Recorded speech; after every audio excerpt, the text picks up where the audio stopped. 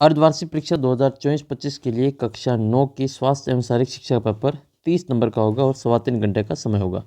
16 दिसंबर 2024 को जो पेपर आएगा वो उसमें आपके टोटल है जो 21 प्रश्न पूछे जाएंगे और 30 नंबर के प्रश्न होंगे। किताब जो है आपके स्वास्थ्य एवं शारीरिक शिक्षा वाली, उसमें पार्ट नंबर 1, पार्ट नंबर 2, 5वां पार्ट और 6ठा पार्ट, इन 4 पार्ट से 30 नंबर के 21 प्रश्न पूछे जाएंगे, जिसमें 8 तो MCQ आएंगे अबसद वाले और 4 प्रश्न आपके रिक्त स्थान के पूछे जाएंगे। 2 प्रश्न 2-2 नंबर के होंगे और 6 प्रश्न आपके 1.5-1.5 नंबर के होंगे और 1 प्रश्न 6 नंबर का पूछा जाएगा। इस प्रकार से 21 प्रश्न जो 16 दिसंबर का पेपर होगा उसमें पूछे जाएंगे। तो इम्पोर्टेंट क्वेश्चन पेपर आपकी किताब के जो पहला, दूसरा और 5वां 6ठा पार्ट है, इसके इस वीडियो में अपन देखने वाले हैं। पहला प्रश्न ये है कि शारीरिक शिक्षा से हमारा विकास होता है, तो शारीरिक शिक्षा से सर्वांगीण विकास होता है, तो इसका उत्तर हो जाएगा सर्वांगीण विकास। नेक्स्ट क्वेश्चन है, जो अपने काम के प्रश्न हैं जो पेपर में आने वाले हैं, उन्हीं प्रश्नों को इस वीडियो में डिस्कस करेंगे जो अपने सिलेबस के अकॉर्डिंग अर्धवार्षिक के अनुसार आने वाले हैं। पर्यावरण के लिए हानिकारक है, तो वायु प्रदूषण भी हानिकारक है, जल प्रदूषण भी हानिकारक है, ध्वनि प्रदूषण भी हानिकारक है, तो इसका उत्तर हो जाएगा उपरोक्त सभी। तो अगला प्रश्न फिर ये क्वेश्चन नंबर 10। क्वेश्चन नंबर 10 है कि विकास की अवस्थाएं होती है, तो विकास की 5 अवस्थाएं होती हैं। कितनी अवस्थाएं? विकास की 5 अवस्थाएं हैं। जन्म से 5 वर्ष तक की उम्र को शैशवावस्था कहते हैं और 6 वर्ष से 12 वर्ष की उम्र को बाल्यावस्था कहा जाता है। 13 वर्ष से 18 वर्ष की उम्र को किशोरावस्था कहते हैं और 19 वर्ष से 40 वर्ष की उम्र को प्रौढ़ावस्था कहते हैं। 40 वर्ष या उससे अधिक उम्र को वृद्धावस्था के रूप में जाना जाता है। तो ये है आपके 5 प्रमुख अवस्थाएं। विकास की सबसे पहली अवस्था को क्या कहते हैं? तो विकास की जो सबसे पहली अवस्था होती है वो शैशवावस्था कहलाती है, तो इसमें लिखेंगे अपन शैशवावस्था। अगला प्रश्न आपके, हमारे चारों ओर के वातावरण को कहते हैं, तो हमारे चारों ओर के वातावरण को पर्यावरण कहा जाता है। चारों ओर का जो वातावरण इसको पर्यावरण कहते हैं। फिर इंपॉर्टेंट प्रश्न है ये क्वेश्चन नंबर 13 जो सिलेबस के अकॉर्डिंग है, शारीरिक शिक्षा की परिभाषा बताइए। शारीरिक शिक्षा की इसमें परिभाषा बतानी। और अगला प्रश्न है वृद्धि और विकास में अंतर बताइए। फिर क्वेश्चन नंबर 16 है सिलेबस के अनुसार शारीरिक शिक्षा का एक उद्देश्य लिखिए और स्वास्थ्य की परिभाषा लिखनी है। फिर आपके जो लास्ट 6ठा पार्ट है उसका एक प्रश्न है ये प्रदूषण क्या है और प्रदूषण के किन्हीं 3 प्रकारों का वर्णन कीजिए। और 6ठे पार्ट में 3 प्रकार के प्रदूषण दे रखे हैं, जल प्रदूषण, वायु प्रदूषण और ध्वनि प्रदूषण। तो तीनों प्रकार का जो वर्णन इस लास्ट वाले पार्ट से करना है। इस पेपर की अगर किताब नहीं है तो स्वास्थ्य शिक्षा की किताब ऐप के ऊपर पूरी अपलोड कर रखी है PDF के रूप में, और ऐप के ऊपर एक 35 प्रश्नों का जो टेस्ट पेपर वो भी अपलोड कर रखा है, जिसमें इस किताब के जो चारों पार्ट है, पार्ट 1, पार्ट 2, पार्ट 5 और पार्ट 6, इन चारों पार्टों के पीछे जितने भी इंपॉर्टेंट प्रश्न हैं वो 35 प्रश्न उस टेस्ट में दिए गए हैं। तो टेस्ट ज़रूर दे देना क्योंकि इसमें से ही आपके जो सारे प्रश्न बनेंगे। तो अगला प्रश्न ये है वापस, शारीरिक शिक्षा का उद्देश्य क्या है? तो शारीरिक शिक्षा का उद्देश्य होता है सर्वांगीण विकास होता है। अगला प्रश्न है कि योग दिवस कब मनाया जाता है? तो विश्व योग दिवस जो मनाया जाता है वो 21 जून को विश्व योग दिवस मनाया जाता है, जबकि जो 5 जून है उस दिन विश्व पर्यावरण दिवस मनाया जाता है। भारत का राष्ट्रीय खेल कौन सा है? तो भारत का जो राष्ट्रीय खेल है वो हॉकी है।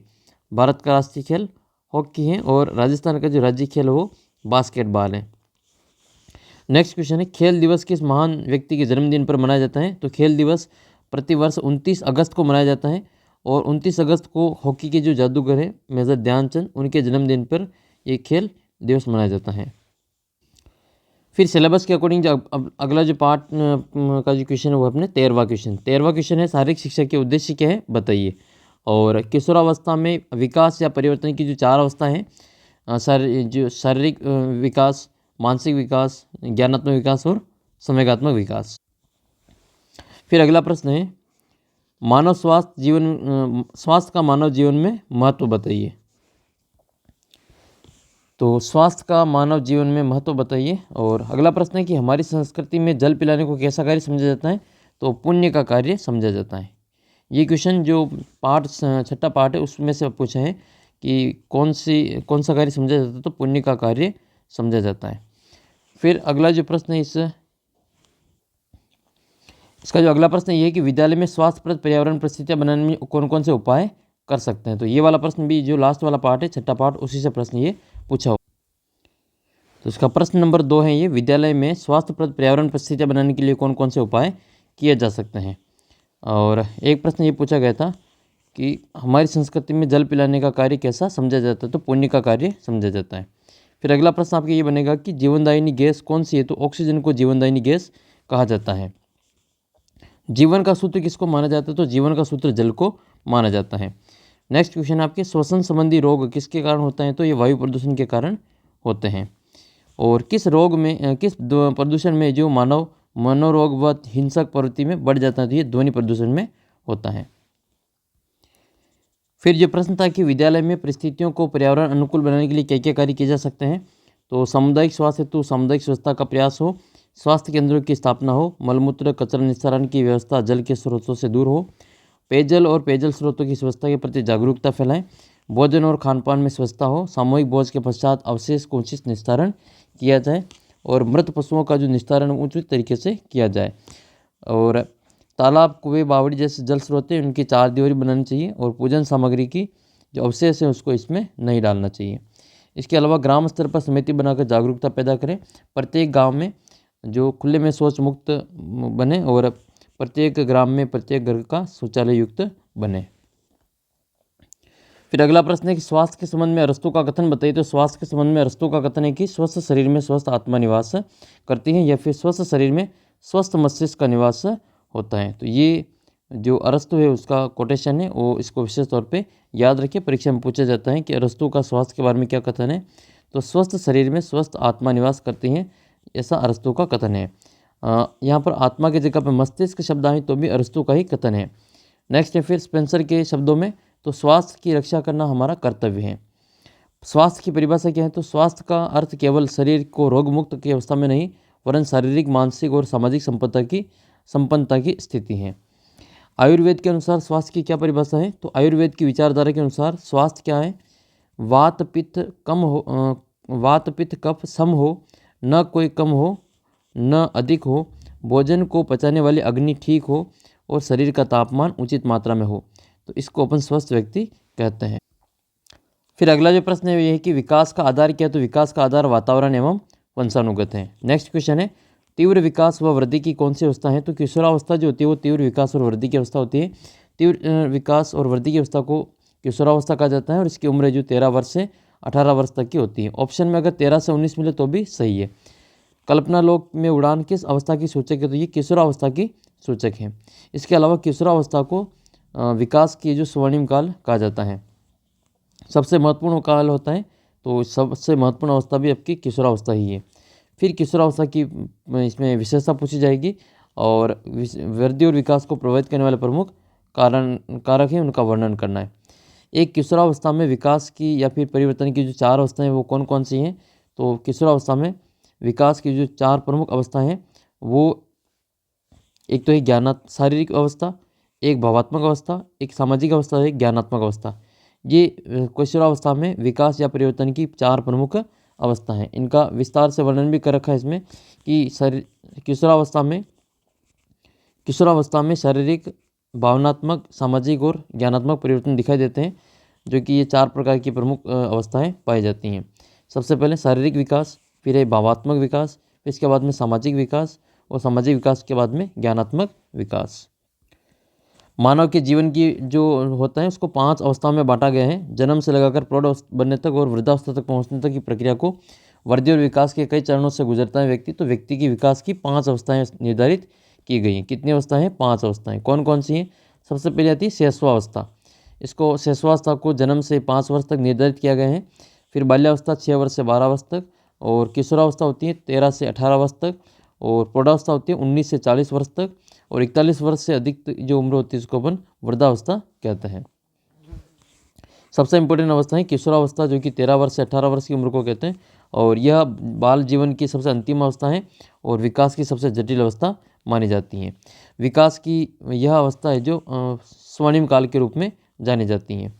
बालकों में जो मानसिक विकास की सबसे जो होता है इसमें सबसे तेज इसी अवस्था में विकास होता है। फिर अगला प्रश्न है वृद्धि और विकास की जो प्रभावित करने वाले प्रमुख कारक है उनका वर्णन कीजिए। तो विकास को प्रभावित करने वाले प्रमुख कारक में पहला कारक है आपके वातावरण। आसपास का जैसा वातावरण होता है वैसा ही व्यक्ति का विकास होता है। फिर आता है वंशानुगत कारक।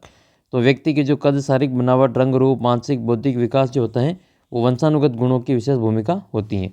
वंशानुगत गुणों के कारण ही व्यक्ति की शारीरिक और मानसिक विकास की विशेषताएं एक पीढ़ी से अगली पीढ़ी में स्थानांतरित होती हैं और इन दोनों जो कारक हैं, इन दोनों कारक को विकास का आधार माना जाता है। फिर तीसरा महत्वपूर्ण कारक है खान पान और रहन सहन। इसके बाद में अगला टॉपिक है अपने रोग। तो रोग और बीमारियां भी व्यक्ति के विकास को बचपन से ही बाधा पहुंचाने का कार्य करती है, तो उसको बहुत ही प्रभावित करती हैं। योगासन और व्यायाम, तो योगासन और व्यायाम भी व्यक्ति के विकास को प्रभावित करते हैं। छठा टॉपिक है इसमें विद्यालय शिक्षा व शैक्षिक प्रवृत्ति और सातवां टॉपिक है इसमें जो शारीरिक विकृतियाँ और आठवां इसमें पेयजल। नौवां है अच्छी आदतें और 10वां इसमें पारिवारिक वातावरण। तो ये सभी जो 10 जो बिंदु हैं वो सभी विकास को प्रभावित करने वाले प्रमुख कारक हैं। फिर एक क्वेश्चन ये बन सकता है किशोरावस्था में ध्यान रखने योग्य बातें कौन कौन सी हैं। तो ये सभी जो 10-11 बातें रखी, ये सभी इंपॉर्टेंट बातें, इनका स्क्रीनशॉट लेके एक बार इनको अच्छे से याद कर लेना। फिर नेक्स्ट क्वेश्चन है व्यक्तित्व का आधार क्या है। तो व्यक्तित्व के 2 आधार हैं। व्यक्तित्व के प्रमुख 2 आधार होते हैं। एक तो पहला स्वस्थ शरीर होता है और दूसरा होता है स्वस्थ व्यवहार। दूसरा प्रश्न आपके इसमें कि शारीरिक शिक्षा का किसका विकास करती है। तो शारीरिक शिक्षा जो है वो व्यक्तित्व का सर्वांगीण विकास करती है। फिर अगला प्रश्न है स्वस्थ शरीर से क्या तात्पर्य है और शारीरिक शिक्षा के लक्ष्य बताइए। तो शारीरिक शिक्षा के जो लक्ष्य है वो यहाँ पर आपको देखने को मिलेंगे। शारीरिक शिक्षा के कौन कौन से प्रमुख लक्ष्य हैं। तो शारीरिक शिक्षा के लक्ष्य और उद्देश्य। शारीरिक शिक्षा का क्षेत्र बहुत ही व्यापक है और इसमें विविध प्रकार के कार्यक्रमों को समावेश किया गया है। इसमें भाग लेने वाले बालक का शरीर ही नहीं उसका मानसिक और संवेगात्मक सामाजिक विकास भी इस प्रकार होता है कि वह अपने भावी जीवन में अच्छे नागरिक की भांति समाज में जीवन यापन कर सके। तो ये शारीरिक शिक्षा का प्रमुख लक्ष्य और उद्देश्य होता है। फिर अगला प्रश्न इसमें कि शारीरिक शिक्षा का उद्देश्य व्यक्ति में विकसित करना होता है। तो गुणों को विकसित करना शारीरिक शिक्षा का प्रमुख उद्देश्य होता है। नेक्स्ट क्वेश्चन है किशोरावस्था की उम्र कितनी होती है। तो 13 वर्ष से 19 वर्ष की उम्र को किशोरावस्था कहते हैं। 6 से 12 वर्ष को बाल्यावस्था कहते हैं। किशोरावस्था को कल्पना लोक की जो सूचक भी कहा जाता है। इसको स्वर्णिम काल कहा जाता है किशोरावस्था को। सुखी जीवन का संबल क्या होता है। तो स्वास्थ्य जो होता है वो सुखी जीवन का संबल होता है। फिर अगला जो प्रश्न है कि पर्यावरण के लिए हानिकारक है। तो वायु प्रदूषण, ध्वनि प्रदूषण और जल प्रदूषण सभी पर्यावरण के लिए हानिकारक हैं। नेक्स्ट क्वेश्चन फिर अपने वृद्धि से संबंधित आपके रिक्त स्थान आएगा। तो वृद्धि एक पर आकर रुक जाती है। तो निश्चित आयु पर आकर रुक जाती है। निश्चित आयु पर आकर रुक जाती है। शारीरिक शिक्षा का उद्देश्य व्यक्ति का विकास करना होता है। तो सर्वांगीण विकास करना शारीरिक शिक्षा का प्रमुख उद्देश्य होता है। फिर आपको शारीरिक शिक्षा की परिभाषा याद करनी है। ये शारीरिक शिक्षा की परिभाषा है और वृद्धि और विकास का अर्थ समझाते हुए इसमें आपको अंतर स्पष्ट करना है। स्वास्थ्य का आपको महत्व बताना है। तो वृद्धि और विकास का जो अर्थ है वो अपन देख लेते हैं एक बार। तो दूसरा पार्ट है ये वृद्धि और विकास। इसमें आपको वृद्धि और विकास का अर्थ बताना है। तो वृद्धि जो होती है वो एक निश्चित आयु तक होती है, जबकि विकास सतत रूप से चलता रहता है। प्रश्न आ सकता है कि विकास रूप से चलता रहता है, तो उसमें आपको सतत भरना है। और वृद्धि फिर आपके खालिस्तान होगा तक चलती हैं, तो निश्चित आयु तक चलती हैं। फिर आपको वृद्धि का अर्थ बताना है।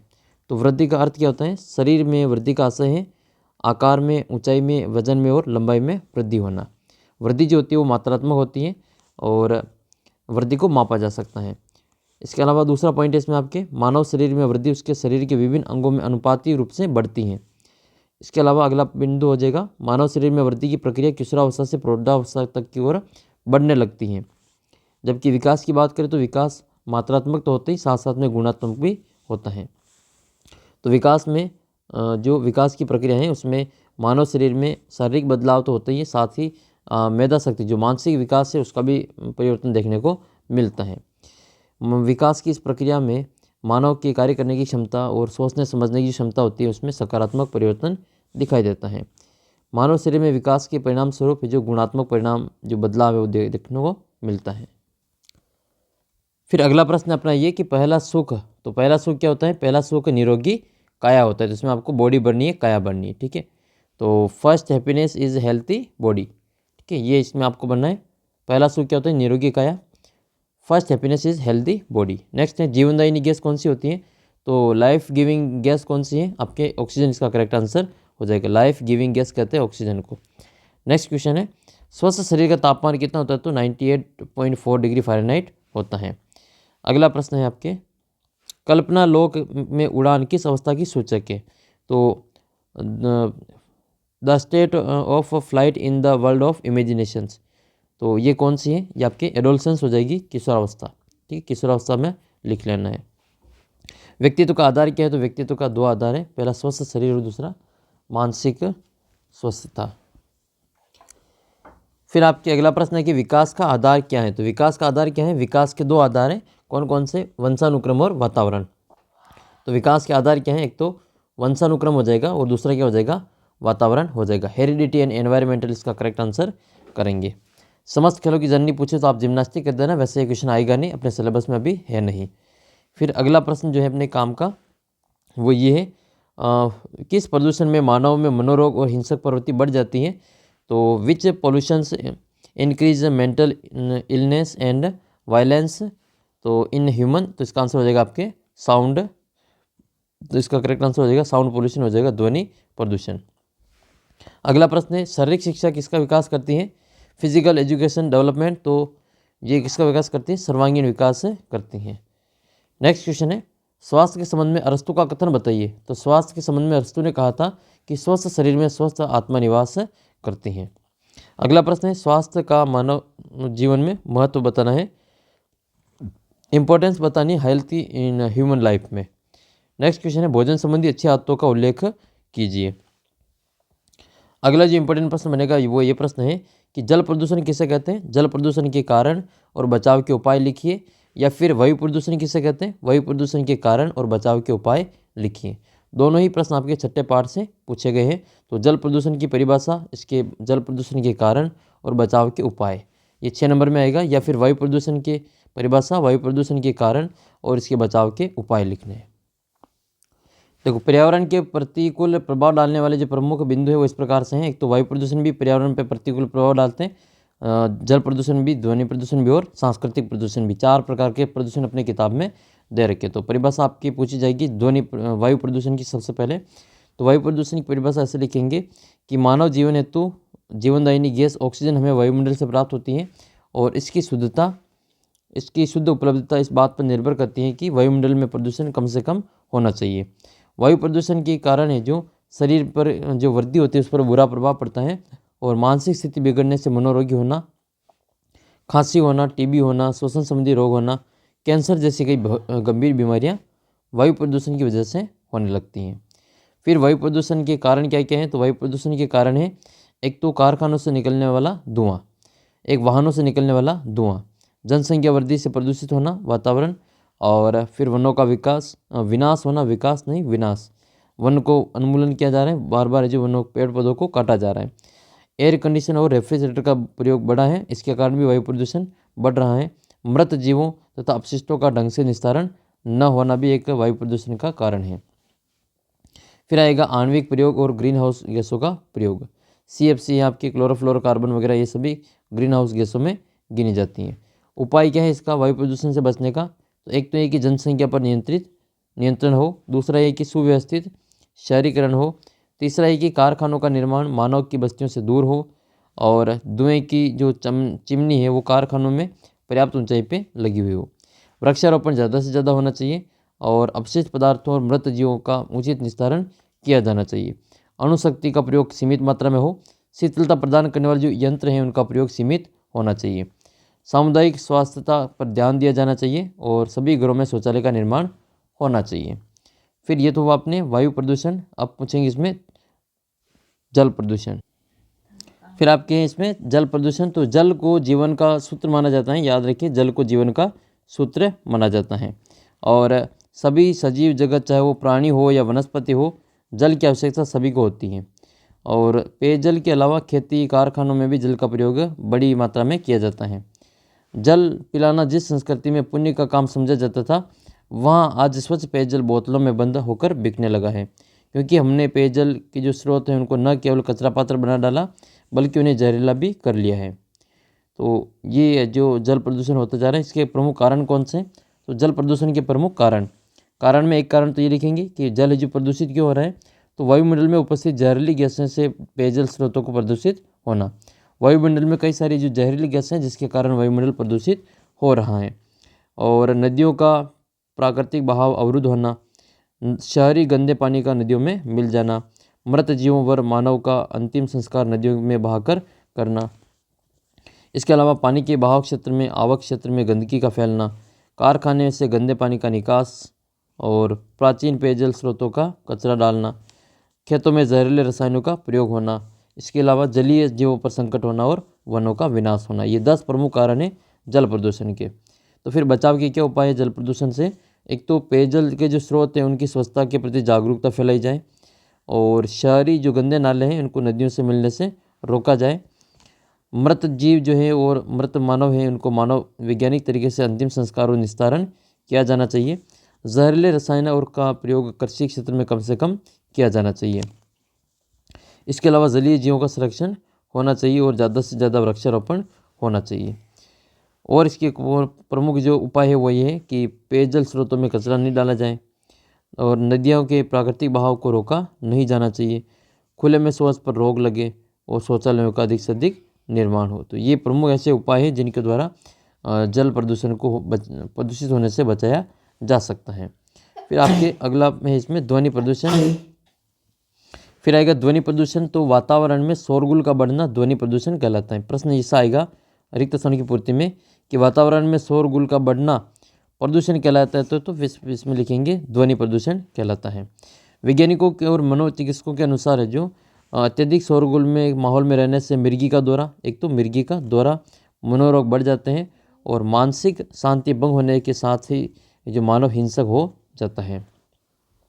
ध्वनि प्रदूषण के कारण कौन कौन से? तो ध्वनि प्रदूषण के कारण है दौड़ भाग वाली जीवन और वाहनों की बढ़ती संख्या, कल कारखानों का शोरगुल और ध्वनि विस्तारक यंत्रों का उपयोग, इसके अलावा ईयरफोन का बढ़ता चलन और वाहनों के तेज हॉर्न से प्रदूषित होता वातावरण। फिर अगला प्रश्न है ध्वनि विस्तारक यंत्रों का प्रयोग कम से कम किया जाना चाहिए। ये ध्वनि प्रदूषण से बचाव के उपाय हैं। कारखानों से मानव आवास दूर होने चाहिए। इसके अलावा राजमार्गों और मुख्य मार्गों में मानव आवास दूर बनाए जाएं और तेज़ हॉर्न पर प्रतिबंध लगना चाहिए। वाहनों का प्रयोग सीमित किया जाए। तो ये सभी प्रमुख उपाय हैं जिनके द्वारा ध्वनि प्रदूषण से बचाया जा सके। फिर आपके अगला एक और पेपर है शारीरिक शिक्षा वह शिक्षा जिसमें विकास होता है। तो शारीरिक शिक्षा में शरीर का भी विकास होता है और शारीरिक शिक्षा में बुद्धि का भी विकास होता है। स्वस्थ शरीर में स्वस्थ आत्मा निवास करती है, यह किसका कथन है? तो यह अरस्तु का कथन है। नेक्स्ट है जीवनदायिनी गैस कौन सी है? तो जीवनदायिनी गैस का नाम हो जाएगा ऑक्सीजन, जो कि वायुमंडल में 21% पाई जाती है। अच्छा, कौन सी गैस वायुमंडल में सबसे ज़्यादा पाई जाती है? कमेंट करके बताना है। टेस्ट नहीं दिया तो ज़रूर दे देना टेस्ट। 35 प्रश्नों का टेस्ट है और सभी इंपॉर्टेंट प्रश्न इस पार्ट के पीछे जितने भी हैं चारों पार्टों के वो सभी इसमें इंक्लूड किए गए हैं। इसके अलावा उसमें मैंने कई सारे प्रश्न पूछे हुए हैं, जैसे राष्ट्रीय खेल दिवस कब मनाते हैं, और भारत का राष्ट्रीय खेल कौन सा है, राजस्थान का राज्य खेल कौन सा है, और विश्व पर्यावरण दिवस कब मनाया जाता है, विश्व स्वास्थ्य दिवस। ये प्रश्न पूछा जाएगा कि विश्व स्वास्थ्य दिवस कब मनाया जाता है। तो विश्व स्वास्थ्य दिवस जो मनाया जाता है वो 7 अप्रैल को मनाया जाता है। स्वास्थ्य शिक्षा का पेपर है तो स्वास्थ्य दिवस के बारे में पूछा जा सकता है। तो 7 अप्रैल को स्वास्थ्य दिवस मनाया जाता है। अगला प्रश्न है पर्यावरण की रक्षा के लिए चलाया गया अभियान कौन सा है? तो स्वच्छ भारत अभियान हो जाएगा। नेक्स्ट क्वेश्चन है कल्पना लोक में उड़ान किस अवस्था की सूचक है? तो ये किशोरावस्था की सूचक है। उम्र क्या है इसमें? 13 से 18 या 19। अगला प्रश्न अपना ये 10वां है ये कि शारीरिक शिक्षा किसका विकास करती है? तो व्यक्तित्व का सर्वांगीण विकास करती है। किस प्रकार के प्रदूषण में श्वसन संबंधी रोग हो जाते हैं? तो वायु प्रदूषण संबंधी रोग हो जाते हैं।